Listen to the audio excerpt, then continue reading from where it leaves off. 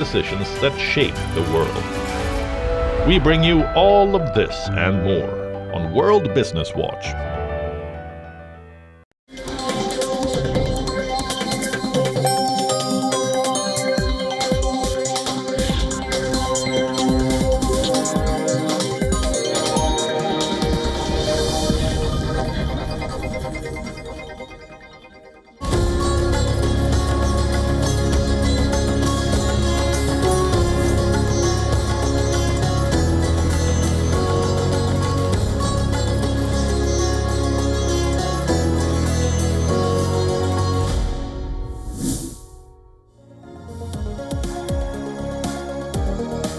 American Joker, and this is Race to Power and WION The World is One. Welcome to the program. France's Prime Minister Sébastien Lecornu resigned less than a day after his cabinet was unveiled.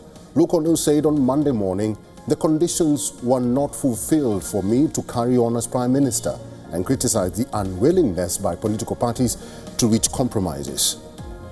Democratic and Republican leaders remain far apart on how to end the partial shutdown of the U.S. government as another day of voting approaches today. The key dividing issue has been healthcare. We speak to our correspondent in New York for the latest. We begin with France, where France's political uncertainty continues to intensify hours after appointing a cabinet. The country's newly appointed Prime Minister, Sébastien Lecornu, resigned. President Macron had named Lecornu just last month to the post, but the announcement of a largely unchanged cabinet lineup was met with fierce criticism across the political spectrum. Lecornu, a close ally of Macron, was France's fifth prime minister in 2 years. The cabinet's appointment had come after weeks of consultations with political parties across the political divide. It was about to hold its first meeting Monday afternoon, but it was met with a sudden turn of events, with Lecornu resigning. The outgoing leader said that conditions were no longer in place for him to carry out prime ministerial duties. The composition of the government was not smooth and awakened some partisan appetites, sometimes quite legitimately linked to the upcoming presidential election. Bruno Le Maire, who served as economy minister from 2017 to 2024, was named defense minister at a deeply sensitive time of tension with Russia over Ukraine. Foreign Minister Jean-Noël Barrot also retained his post. Roland Lescure, a Macron loyalist, was named to lead the economy portfolio. But the new cabinet lineup had angered opponents and allies alike, who either found it too right-wing or not enough. Citizens are also reacting strongly to a prolonged political crisis. I expected it because President Macron doesn't listen to anything, and it took him a month to appoint a government that is almost the same as the previous one. So we expected it. There's been no change. Too much change. I mean, there's instability, it creates stress, it also generates anxiety among the public. So at some point, we're going to have to really sit down and think and reflect collectively to be able to make the right decisions, simply speaking. France's political uncertainty comes amid lack of clear majority in parliament. The situation became increasingly unstable since President Emmanuel Macron's 2022 re-election, with the leader's decision to call snap parliamentary election deepening the crisis further. Let's talk to our correspondent, Ross Cullen, who's now joining us from Paris. Good to see you, Ross Cullen. The opposition in France must be having a field day because we understand that Le Pen has said that Macron's time is up and he should dissolve parliament and the government.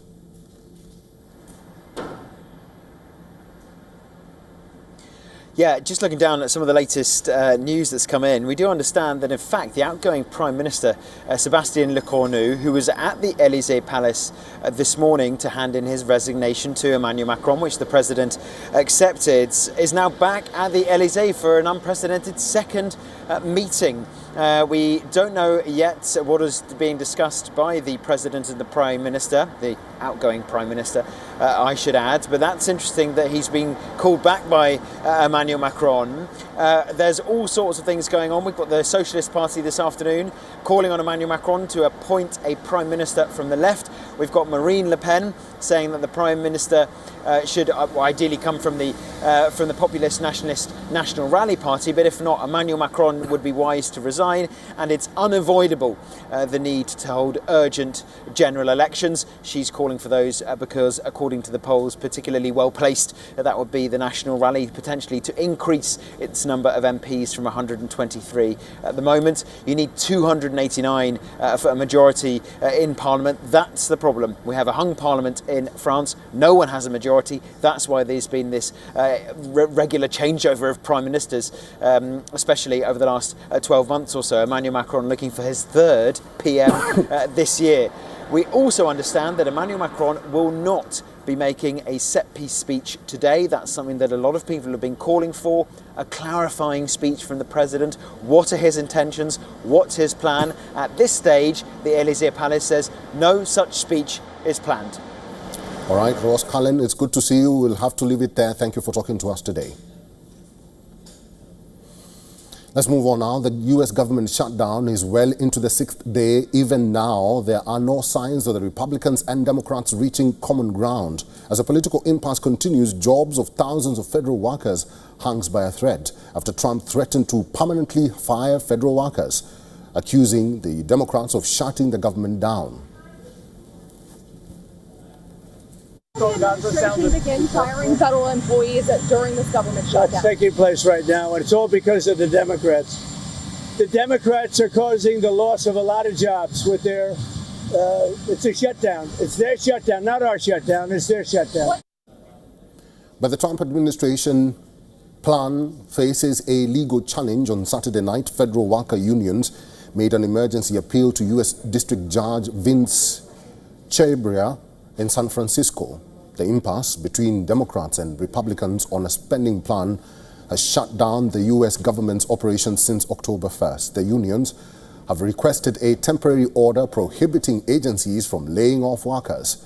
They have also initiated a more permanent judicial involvement. An estimated 750,000 federal workers have been furloughed daily during the shutdown.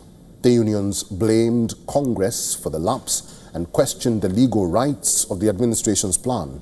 They argue that there is no legal authority for the White House plan to permanently shed workers after the shutdown ends. Furloughed workers and employees who worked without paychecks received payback. From an economic point of view, the U.S. will lose about $15 billion each week from a government shutdown. Official data has already been delayed, and that is likely to continue under a shutdown.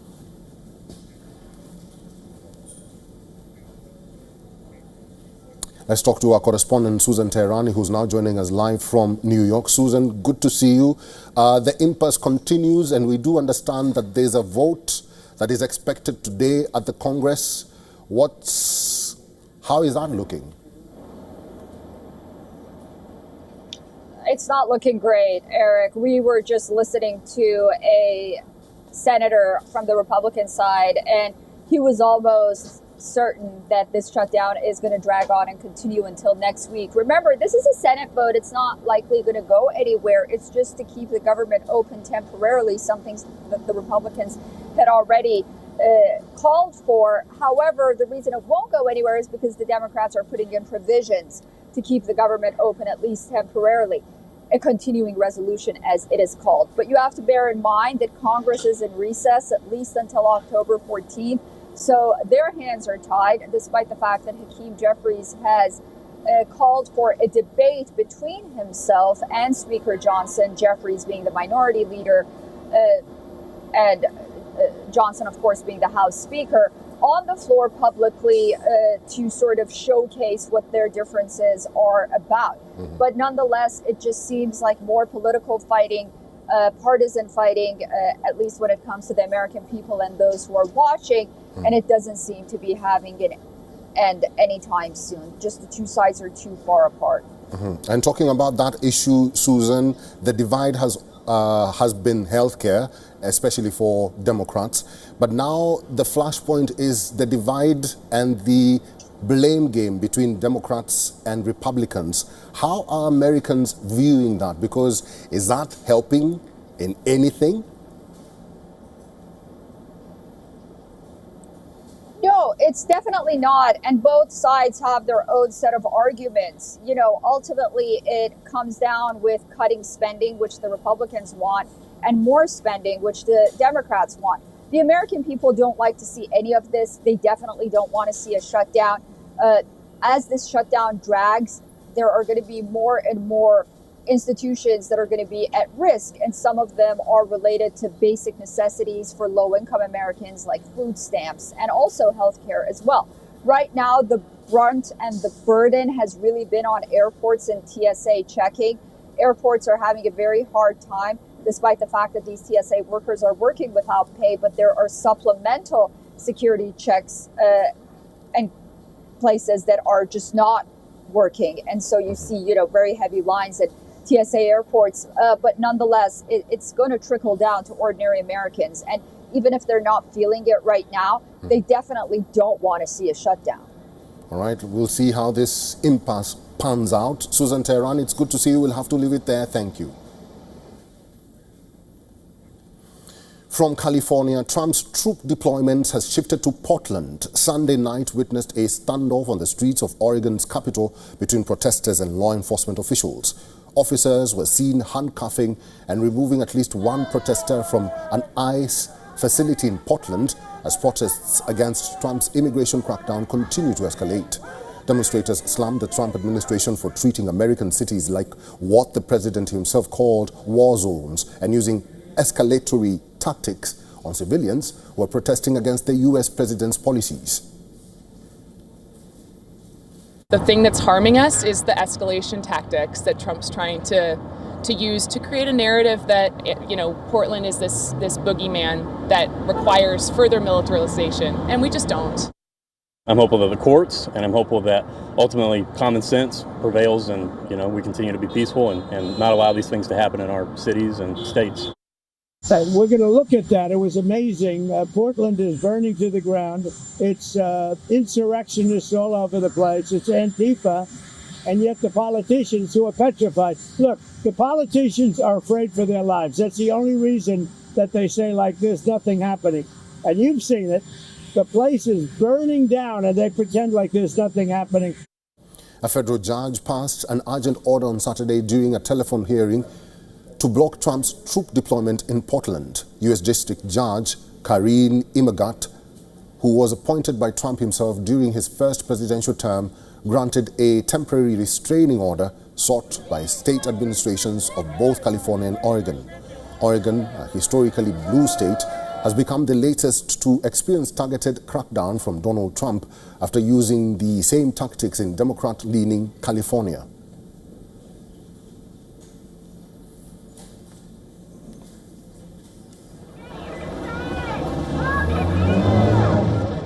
On the sidewalk or across the street, and he went to include the press. The stage is set for assembly elections in Bihar. Polling India's third most populous state will be held in two phases. Over 7 crore voters will elect representatives for 243 assembly seats in the state. The Election Commission has announced the schedule for the high-stakes election. Voting will take place in two phases, the first round on November 6th and the second and final phase on November 11th. Results will be announced on November 14th. With just a month left for voting day, focus now shifts to the campaigning. Bihar elections have major regional political forces at play that will reflect in a big way on the national picture. Strongholds, strongmen and alliances dominate the electoral dynamics. There are 5 major issues at the center of these elections. Election Commission's special intensive revision of voter list, caste survey and social justice, along with migration and unemployment. Minority and Dalit voters will once again play a huge role in Bihar. Let's take a look at how Bihar has voted in past 3 elections. In 2015 and 2020, Bihar delivered a fractured mandate. In 2020, the BJP, along with its regional partner JDU, jointly crossed the majority mark. Despite being the single largest party, RJD, led by veteran leader Lalu Prasad Yadav's son, Tejasvi Yadav, failed to form a government. The situation was same in 2020. BJP and JDU passed the majority mark, while the single largest party, RJD, failed to form the government, but later entered in the government following BJP-JDU split. The BJP-JDU alliance jointly clinched the polls in 2020 as well. The trend holds in vote share statistics as well. In past 3 elections, BJP and JDU have jointly secured more vote share than rival RJD and Congress. Indian National Congress has failed to secure more than 10% vote in any of these elections, while RJD's vote share has jumped from 18 to 23.11%. JDU, meanwhile, has maintained its vote share between 15 to 22%. But the dynamic this time is different. A new challenger has entered Bihar politics. Political strategist Prashant Kishore is making inroads. His Jan Suraj party is gaining momentum on ground. His entry can potentially change existing trends and shatter established vote banks in Bihar politics. Chief Minister Nitish Kumar, along with the BJP, are fighting for their legacy. Tejasvi Yadav is eyeing power after a prolonged wait.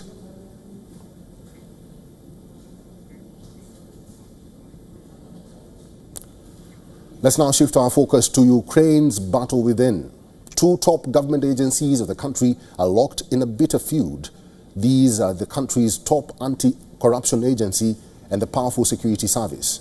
The Security Service of Ukraine, known as the SBU, and the National Anti-Corruption Bureau, or NABU, or NABU, are engaged in an unprecedented confrontation, a clash that is now spilling into public view. Each agency is investigating members of the other. What started as a series of raids and arrests has now turned into an all-out institutional battle. The security agency is considered loyal to President Volodymyr Zelensky. It has arrested multiple NABU detectives on the charges of aiding Russia. But anti-corruption activists call it a frame-up and retaliation against investigators who dared to target the president's allies. Now, according to the Anti-Corruption Action Center, the detective was subjected to due process violations and possibly torture. The agency has resorted to tit-for-tat action. It has filed corruption charges against a former SBU cybersecurity chief. The institutional battle is turning Ukraine's most powerful law enforcement agencies into rivals at a time of war. President Zelensky has already faced international pressure after signing a law to put the anti-graft agency under his prosecutor general. Critics saw the move as an attempt to strip its independence. Protests and EU pressure forced Zelensky to backtrack. But many believe the president's office has not given up.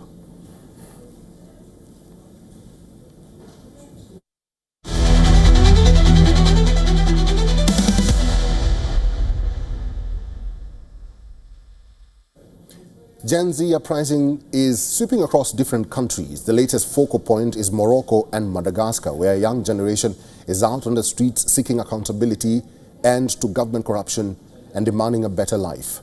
Morocco's youth took to the streets of various cities for the 9th straight night. Protesters are demanding change of guard in government and end to corruption. The demonstrations originated in the online chat on Discord, which has now swept the entire North African country from Casablanca to capital Rabat. Hundreds of voices united for equality and social reforms.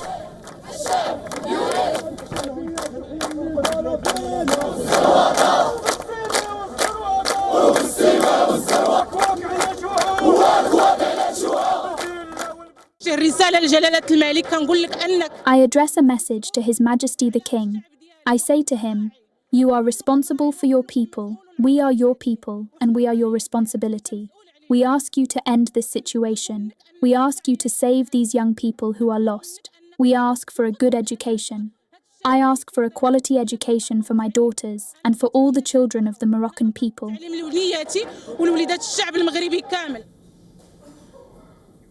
The next hotspot for Gen Z uprising is a small island nation in the Indian Ocean. Madagascar's youth are out on the streets since last 12 days. The police and protesters are engaging in a showdown, often leading to violent clashes, burning tires, tear gas, angry protesters and police in riot gear. These are the scenes on the streets of Madagascar. Responding to these protests, Madagascar's President Andry Rajoelina had disbanded the government earlier, but protesters are demanding his resignation as well and calling for a complete political overhaul.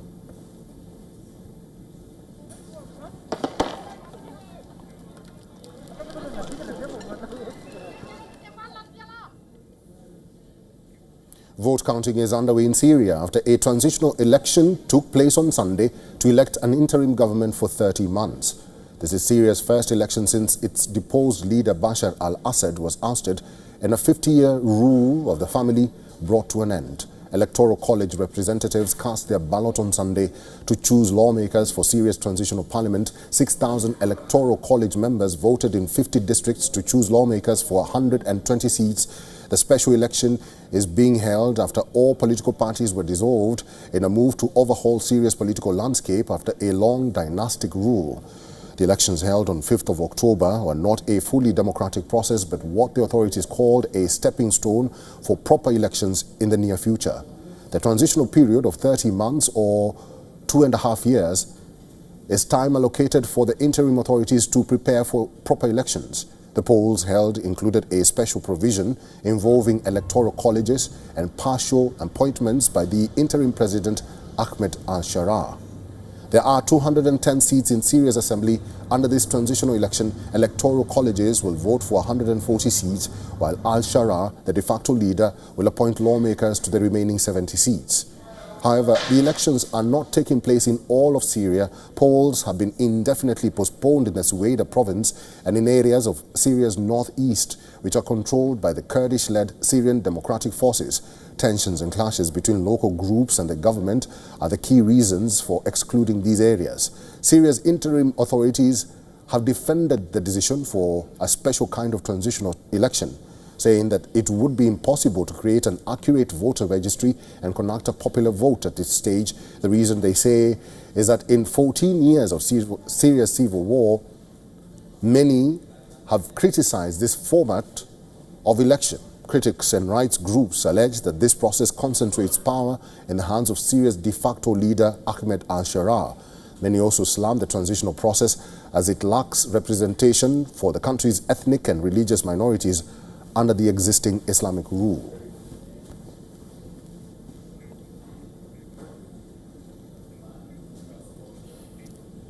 The streets of Georgia's capital witnessed a fresh burst of protests. After thousands rallied in anti-government marches, protesters marched towards the presidential capital and palace, heeding to a call for demonstrations from the opposition after the ruling party won local elections. Here's a report.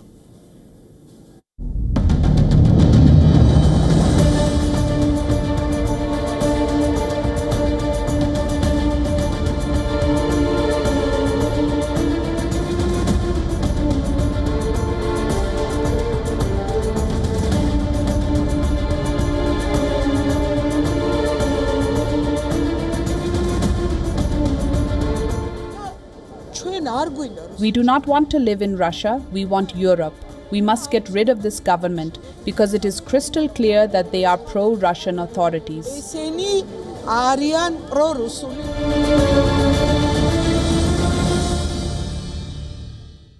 Thank you for watching Race to Power on WION The World is One. I'm Eric Njoka. Stay with us.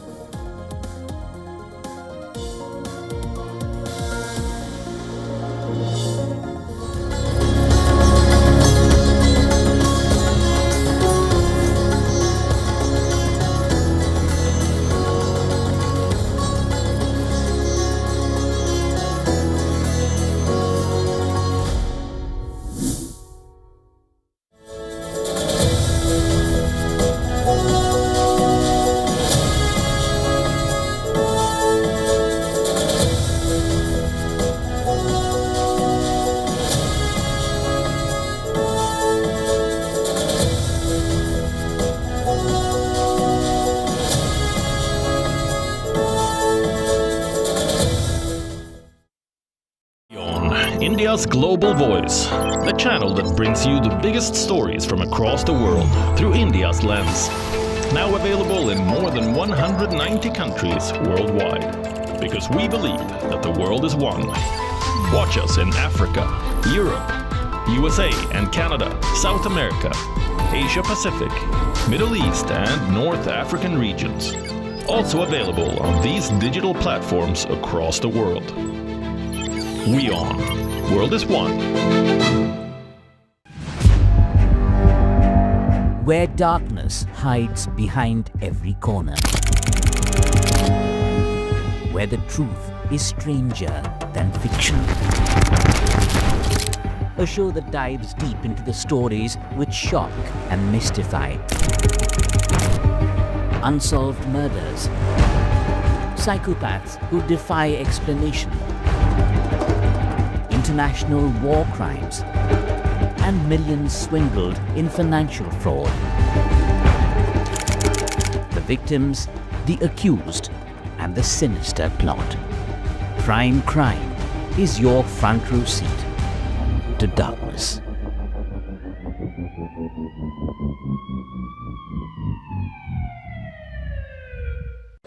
The stress of our world can take a toll on our physical and emotional health. Here, in New York's Catskill Mountains, lies a luxurious place of healing called WION Wellness Center. The WION Wellness Center provides 500,000 square feet of natural methods to manage diabetes, hypertension, chronic pain, obesity, depression, anxiety, and other conditions. We use the traditions of centuries-old natural science from India, yoga, Ayurveda, acupuncture, and naturopathy in personalized programs that help you take charge of your own health. A minimum 5-day stay is recommended for best results. Book now at yo1.com. The Earth is sending distress signals. Wildfires, droughts, and melting glaciers. Can we reverse the damage? Explore the harrowing effects of climate change. It's a wake-up call. Global emergency. Climate Tracker on WION World is One. From the bustling trading floors of Wall Street to the vibrant exchanges of Asian stock markets, WION breaks it down for you to make sense of what's happening. As we reveal the key factors behind events, strategic battles, and the game-changing business decisions that shape the world. We bring you all of this and more on World Business Watch. WION, India's global voice, the channel that brings you the biggest stories from across the world through India's lens. Now available in more than 190 countries worldwide. Because we believe that the world is one. Watch us in Africa, Europe, USA and Canada, South America, Asia Pacific, Middle East and North African regions. Also available on these digital platforms across the world. WION. World is one. The Earth is sending distress signals. Wildfires, droughts, and melting glaciers. Can we reverse the damage? Explore the harrowing effects of climate change. It's a wake-up call. Global emergency. Climate Tracker on WION World is One.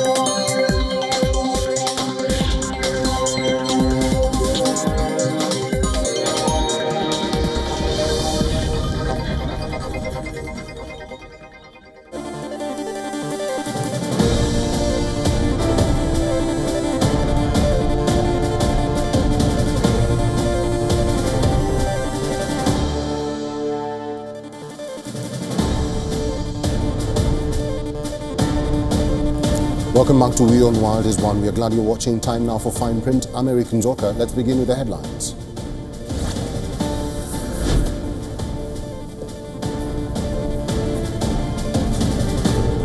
Delegates from Hamas and Israel arrived in the Egyptian resort of Sharm el-Sheikh ahead of indirect talks aimed at ending the Gaza war. The negotiations will focus on the details of Gaza peace plan proposed by US President Donald Trump.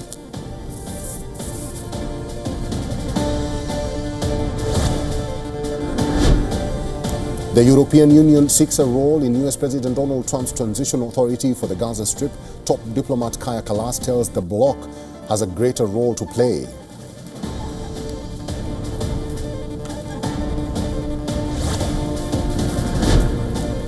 Families of hostages held in Gaza urged the Norwegian Nobel Committee to award US President Donald Trump the Nobel Peace Prize this month over his efforts to secure the release of their loved ones.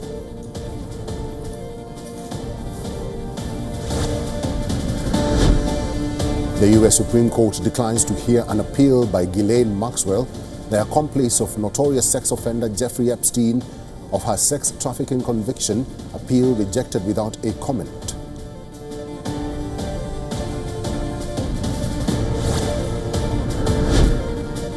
The Election Commission of India announces that the Bihar Assembly elections will be conducted on November 6th and 11th in 2 phases.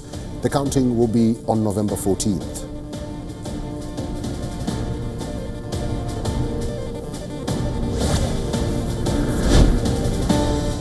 India and Russia kick off fresh military drills in Rajasthan and the Bay of Bengal. The military exercise, titled Indra 2025, comes days after Zapad underscored deepening strategic ties.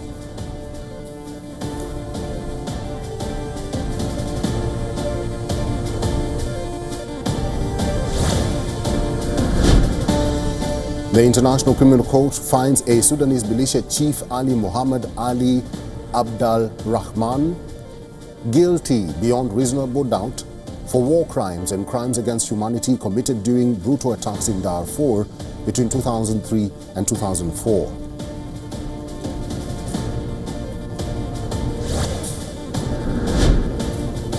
Wall Street stocks mostly rise early on Monday as markets continue to look past a US government shutdown while focusing hopes on Japan's new leadership and the latest big AI deal.